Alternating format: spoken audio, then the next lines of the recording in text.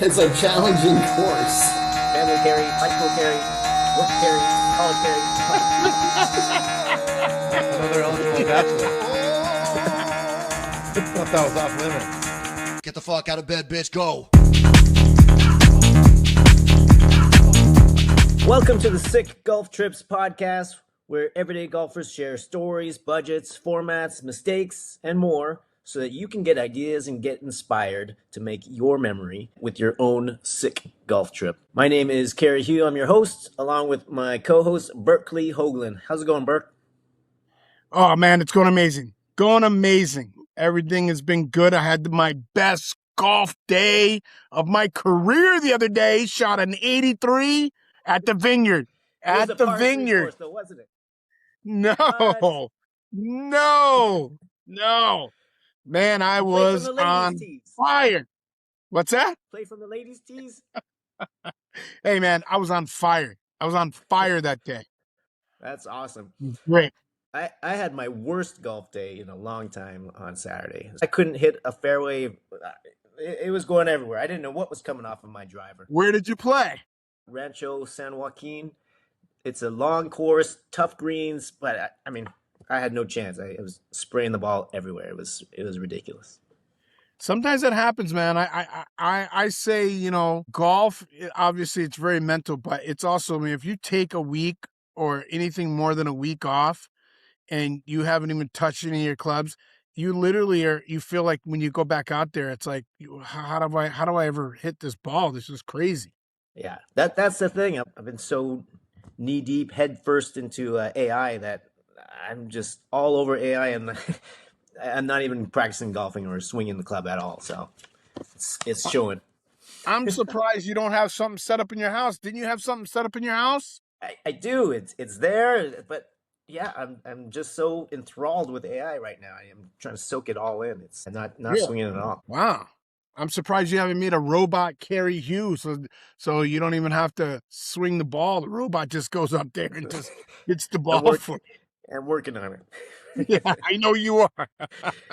All right. Let's get on with the episode. So today's sponsor is Poke Bowls.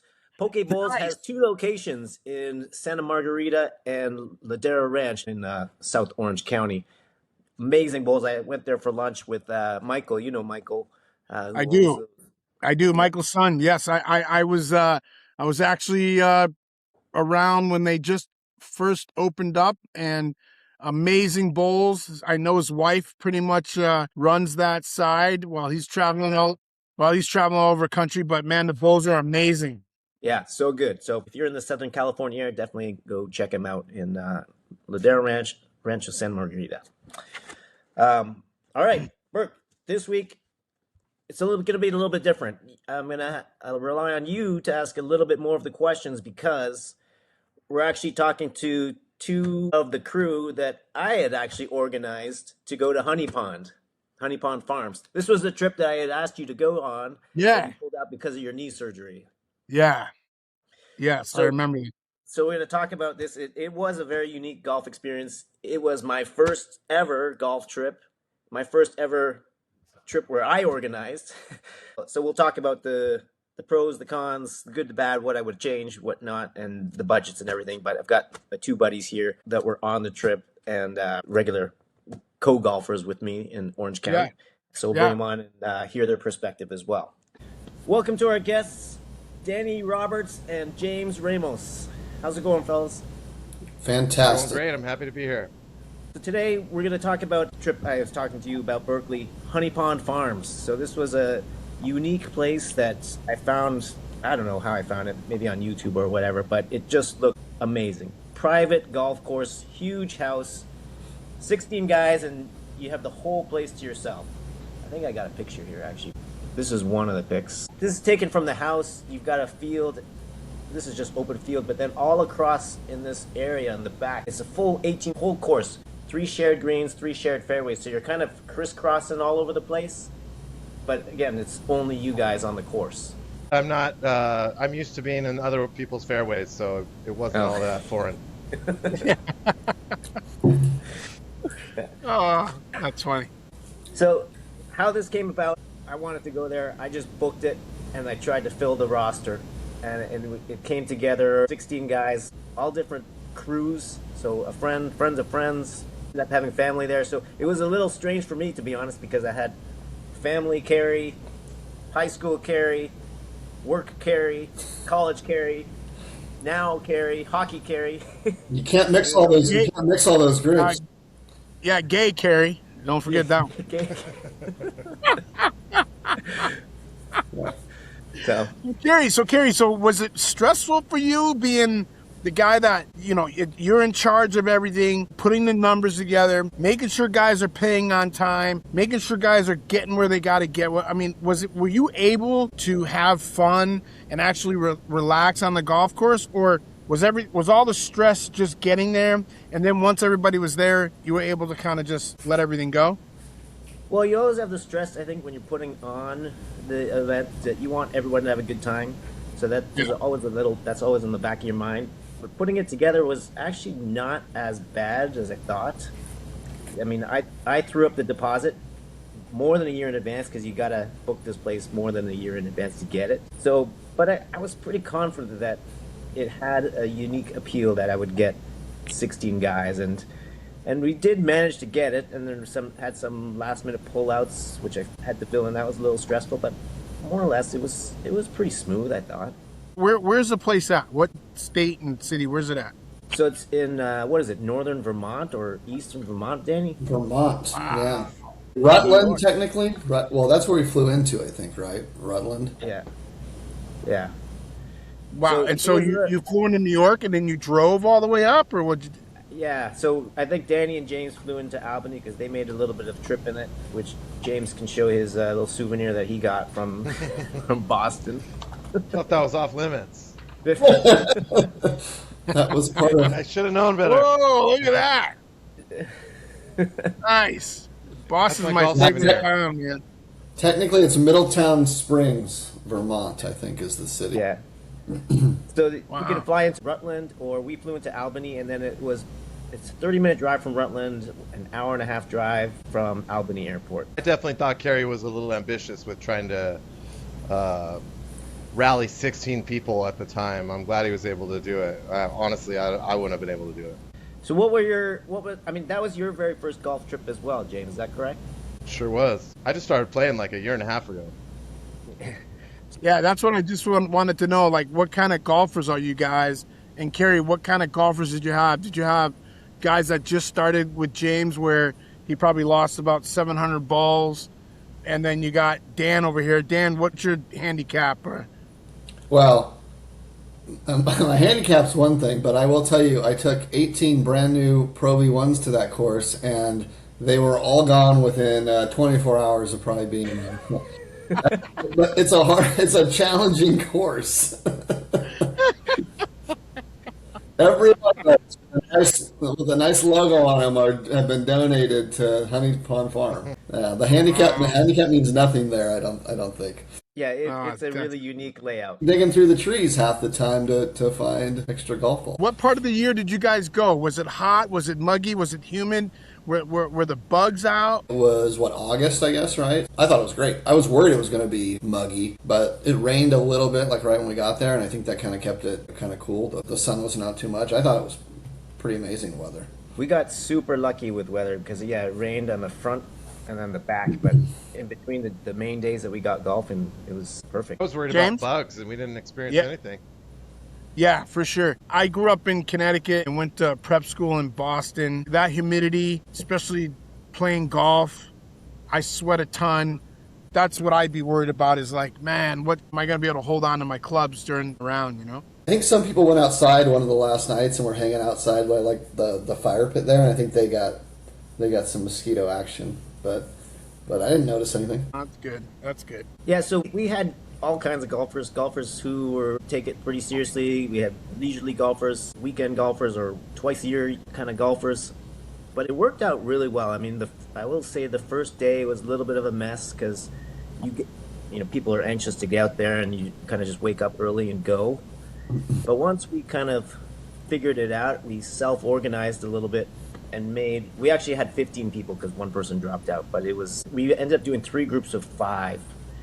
and then just did a scramble, and that actually worked out perfect the way the course is laid out, because you have different tee boxes all over, but with the shared greens, you really, three groups was ideal, I thought. Yeah, that's the right number of people for that course because you're crisscrossing, you're sharing fairways a bunch, so you really need to have somebody on each playing to each separate green. Were there staff there that helped you guys manage the course and figure everything out? Was there? Because you said the first day was a mess, and then you guys kind of self-organized to make it better. So there was nobody there the first day to kind of already self-manage you on that first day? I don't think there was anybody there actually. You have a map like that, like a scorecard. It looks weird, but literally once you do it once, it makes sense. But so it took a little while to get that, kind of get your bearings down right to use the scorecard. But it's not super intuitive, right? There was one groundskeeper, and I think he's just used to just letting people go and do their thing, and it didn't take the full day. Like, it just took the morning, right? Everybody went out and were scrambled across 5 or 6 holes. You're like, that's not going to work. So then we called everybody in and said, okay, let's organize the scramble. And then once we did that, then we started to put some stakes on, and then it got a little bit more competitive with the teams. And the scramble, like I said, with the 3 shared fairways and the 3 shared greens, it just worked out really well. And that also, I would say, improved the camaraderie because we mixed the groups and whatnot, right? Kerry, you went with 15 guys, but you didn't know all of them, did you? Like James might have brought a friend, Danny might have brought a friend, so you didn't really know those guys, right? Well, those guys don't have friends, but other friends brought friends. We only know each other. Nice.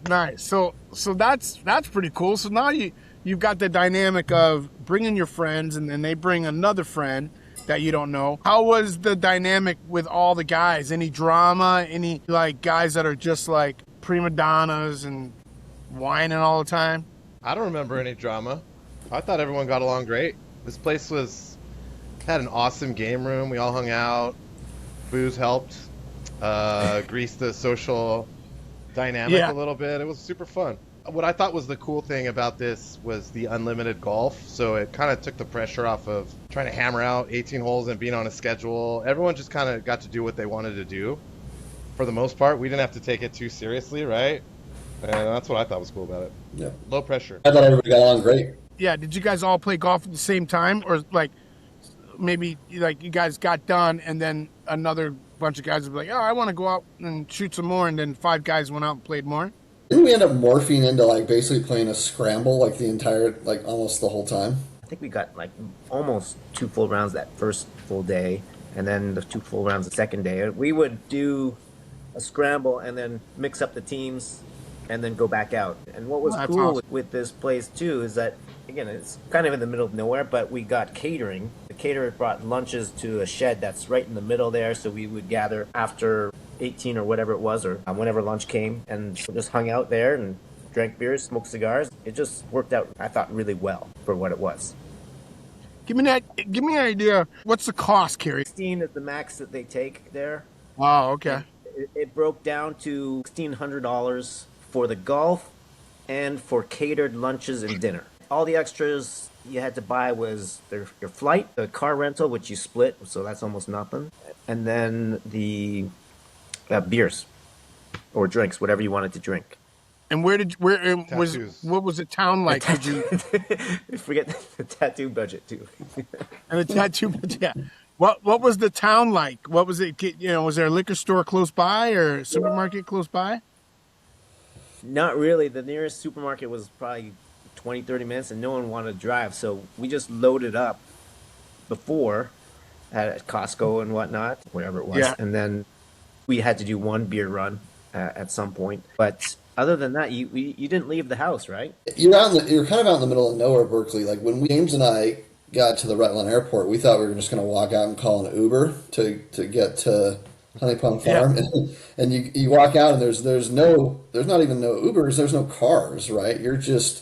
You had to call they have like a list of numbers that are supposed taxi cab companies, and we just started calling these numbers, and everyone would be like, oh yeah, I can be there in about 45 minutes, I can be there in an hour, I can be there so we wait. How long did we wait at the airport, James? We were there for like quite a while. Forever. And we Yeah. ended up getting picked up by a taxi driver's mom, right?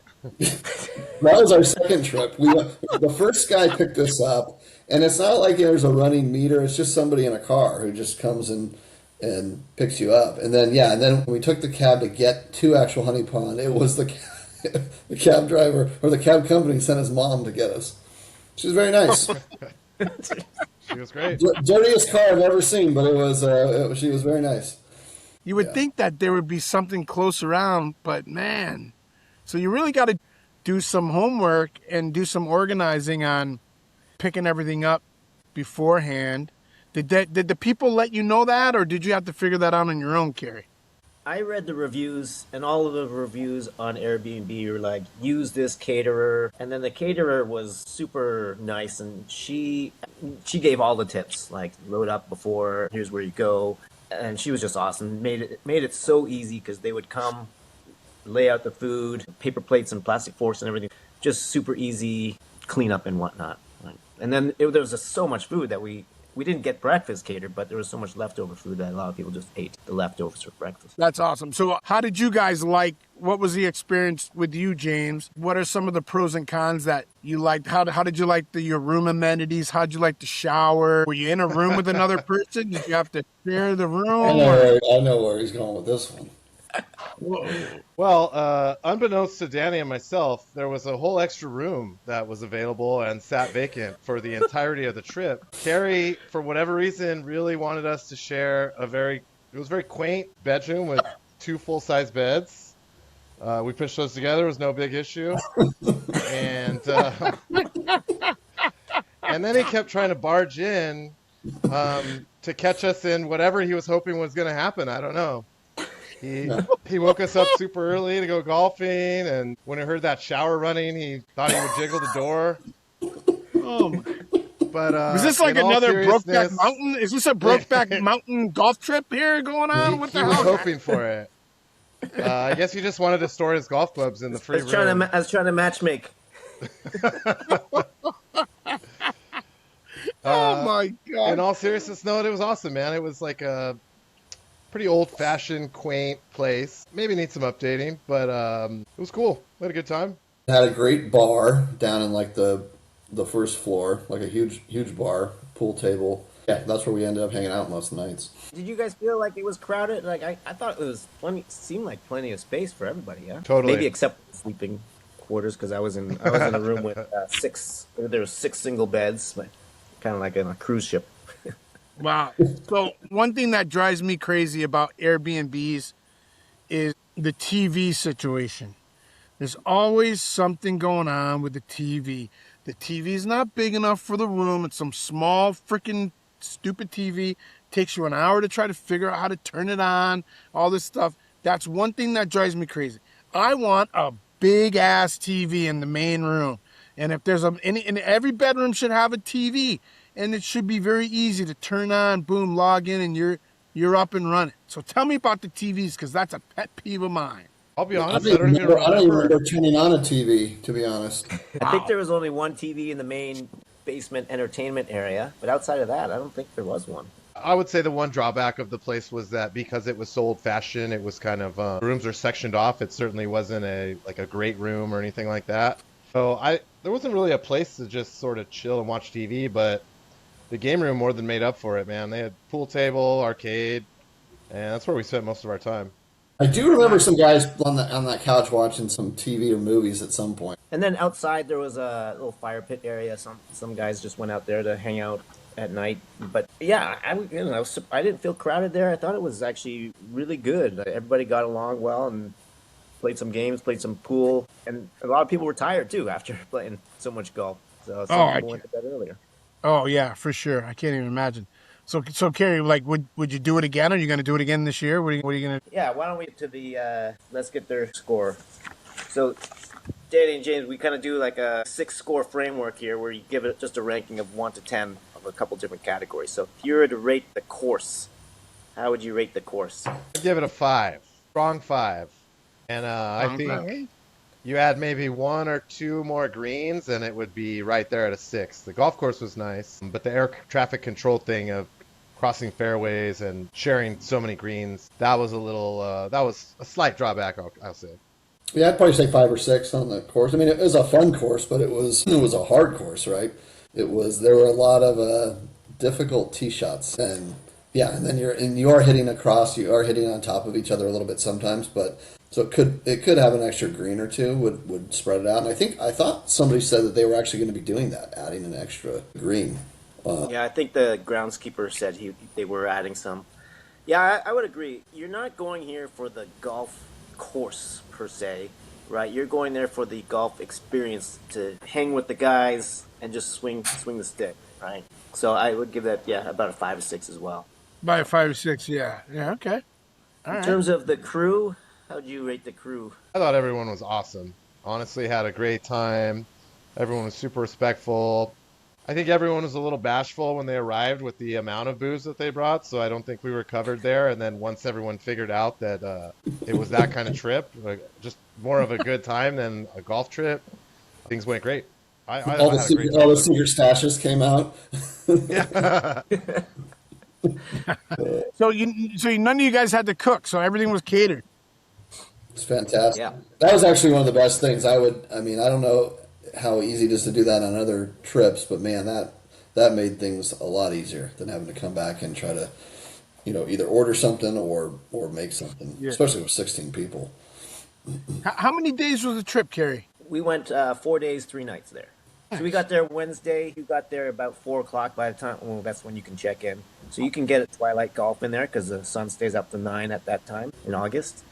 And then you can check out at 11. Some people got up and played some golf in the morning, but it was a little bit wet that day. So. Wow, cool. And I flew into Boston the night before and did it up. Caught a game at Fenway. That was pretty cool too. Yeah, and then we took That's- about a 6-person plane to fly from Boston to Rutland. Yeah, actually, I thought that was a pretty cool thing that you guys did to fly out to Boston, and then it makes flying into Rutland makes the drive closer.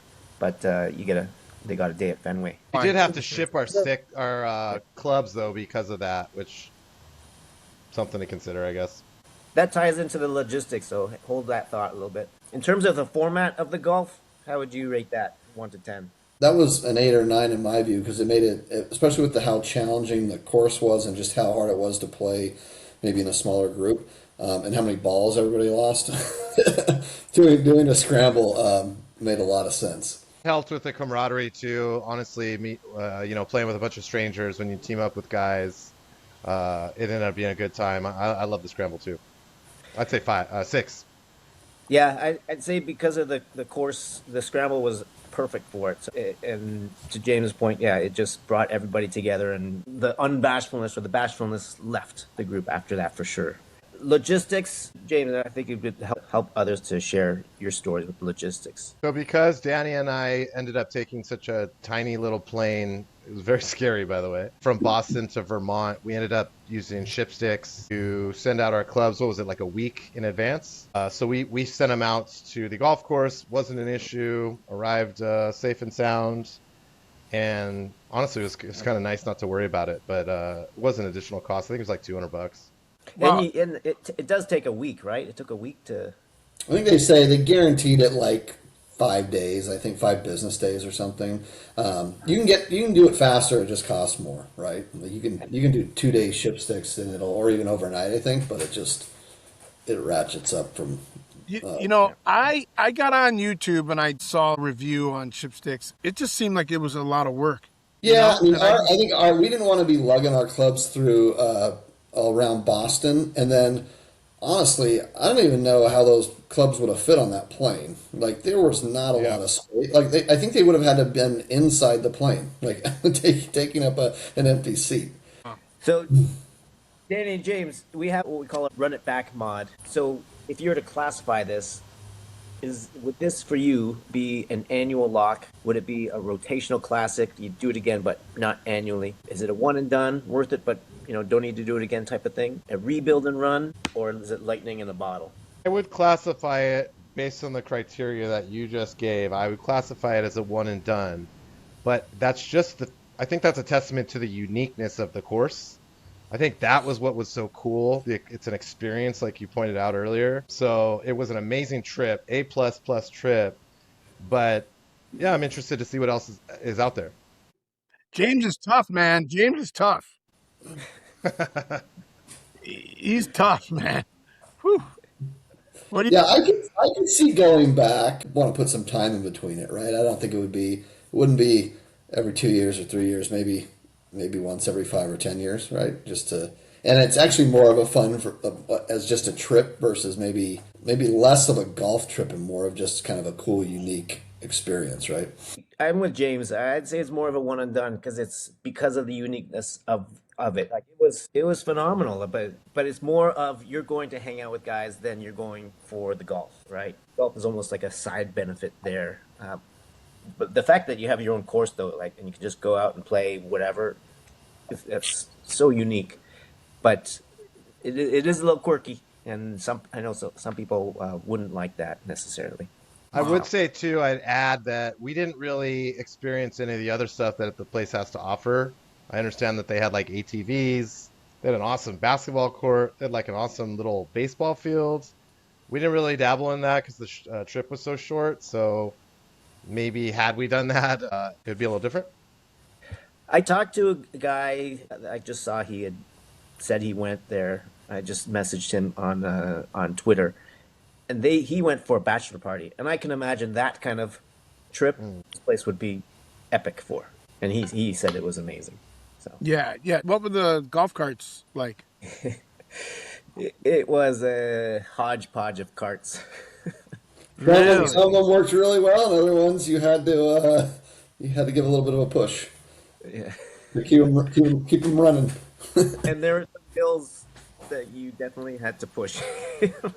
Wow. So at the end of the day, were there places where you could plug them in? Yes, in the garage overnight, you had to charge them for sure. Gotcha. But there was some classic carts as part of the selection. So what do you think, Burke? Where do you rate it from a FOMO perspective? You know, you had so much going on.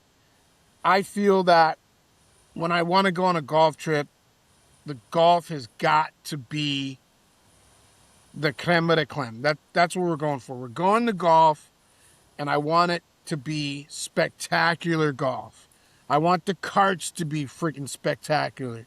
I want, to see you definitely would have broken some of these carts for sure. Oh, see now, why you got to get into that, man? I'm at the lowest weight of my life, and you're still giving me. Come on, it hurts the heart. Come on, guy. But I'm telling you right now, Kerr, I would have had a good time. You could throw me in a freaking room, just a cement wall room. I'm good. What was that, James? He would have tried to throw you into a room with another eligible bachelor. So I would probably say, yeah, I would do it, but it would probably be a one and done for me. You know what I mean? Like I would go with the boys, have a good time. I mean, I am so into golf now. It's like, I'm really into the golf thing now. So yeah, I would have been probably a little disappointed at some of the. Yeah, I mean, sure the course was nice, but man, if you didn't have good carts, I would have been bummed at that. But I would have made a good time out of it. So it sounded like you guys had a great time. So I'm a one and done, and I'd give it probably like a 5 or 6. Yeah, awesome. Well, thanks, gentlemen, for joining the podcast. Really appreciate it. Yeah, what number is this? Episode 5. Is 5 this is live. just your way to get more golf trips, Kerry? So you can tell your wife that you need more content? So you need to take It's more? part of the plan is I'm writing off golf now. And Hey, you're writing it off. I need to write it off too. You didn't tell me any of that. What's going on? yeah, of course. If we ever make any revenue from this, if we ever get a sponsor, then that's all write-offs. Why not? As you're talking with potential guests, why not? The dream is, if this gets any traction, we get some sponsors, then people will maybe golf travel agents would be like, hey, or golf course would be like, hey, you should come check out our place. Who knows? So if we do that, see, guys, I have this little side thing called parking lot pimping.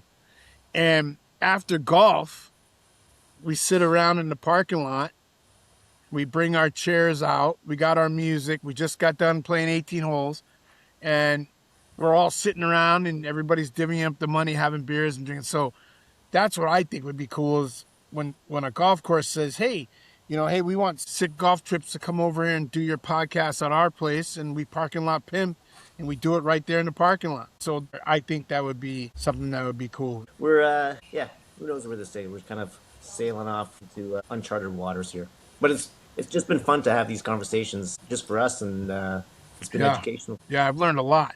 I've totally learned a lot. It's been great. Anyway, Bert, why don't you close this out?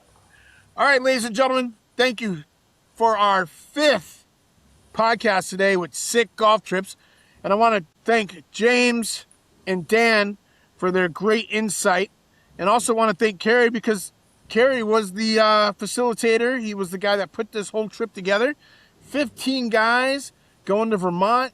Each guy had their own experience. These guys thought this place was awesome, and I thought it was awesome. I loved it. And I also want to thank our sponsor, Poke Bowls, out there in Orange County. So make sure you guys get out there and get some Poke Bowls. And thank you for tuning in to Sick Golf Trips. And also, we need you guys to subscribe, hit that like button, because every like, every subscribe gets us closer to 100,000 members that we want. And we're getting close, baby. Let's rock on. Let's get to go. Let's get out there this week and have a great game of golf. All right, gentlemen. Thank you so much. See you guys.